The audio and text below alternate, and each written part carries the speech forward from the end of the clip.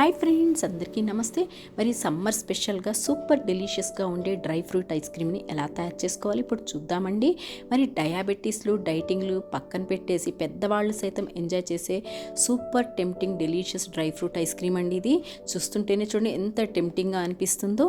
మరి మా ఇంట్లో అయితే పెద్దవాళ్ళు కూడా మా పిల్లలతో పాటే ఎంజాయ్ చేస్తూ బాగా తిన్నారండి. అందరు కూడా ఫుల్గా లాగించేసామనుకోండి ఐస్ క్రీమ్ని.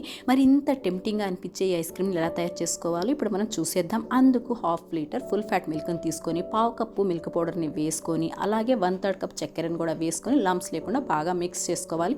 తర్వాత ఈ పాలని ఒక పొంగు రానివ్వాలి. Next 2 teaspoons vanilla custard పౌడర్ని తీసుకొని కొన్ని పాలను వేసుకొని లంప్స్ లేకుండా మిక్స్ చేసుకోవాలి. ఉంటే కాస్త కుంకుమ పువ్వును కూడా వేసుకోండి పాలలో. నెక్స్ట్ మిక్స్ చేసుకున్న కస్టర్డ్ని వేసుకొని బాగా మిక్స్ చేసేసుకొని లో ఫ్లేమ్లోనే థిక్గా వచ్చే వరకు కూడా కుక్ చేసుకొని తర్వాత ఫ్లేమ్ని ఆఫ్ చేసేసుకొని చల్లారనిచ్చి దీన్ని ఫ్రిడ్జ్లో పెట్టుకోవాలండి, చల్లగా అయ్యే వరకు కూడా. నెక్స్ట్ ఈ ఐస్ క్రీమ్లోకి మీకు ఇష్టం వచ్చిన నట్స్ని తీసుకొని ఈ విధంగా ఫైన్గా చాప్ చేసేసుకొని ప్యాన్లో వేసుకొని ఇలాగ డ్రై రోస్ట్ చేసుకోవాలి.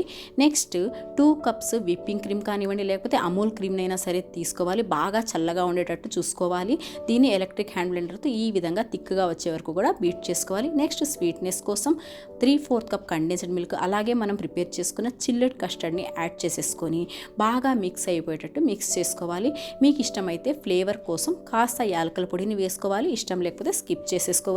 నెక్స్ట్ ఈ ఐస్ క్రీమ్ టేస్ట్ని మరింత పెంచడం కోసం ఫ్రెష్ కోవాని 1/4 కప్పు అలాగే మనం రోస్ట్ చేసుకున్న నట్స్ని వేసుకొని బాగా కలిసిపోయేటట్టు మిక్స్ చేసుకోవాలి.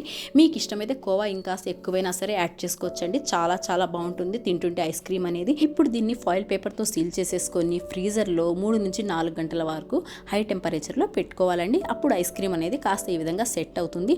ఇప్పుడు ఐస్ క్రీమ్ టాపింగ్లో ఇలాగ మీకు ఇష్టం వచ్చిన నట్స్, కుంకుమ పువ్వు అలాగే కాస్త కోవాని వేసుకొని గార్నిష్ చేసేసుకొని మళ్ళీ మీరు ఫాయిల్ పేపర్తో సీల్ చేసేసుకొని ఫ్రీజర్లోని ఐస్ క్రీమ్ అనేది పర్ఫెక్ట్గా సెట్ అయ్యే వరకు కూడా మీరు ఫ్రీజర్లో పెట్టేసుకోవాలి. నియర్లీ 8 అవర్స్లో మీ ఐస్ క్రీమ్ అనేది పర్ఫెక్ట్గా సెట్ అయిపోతుంది.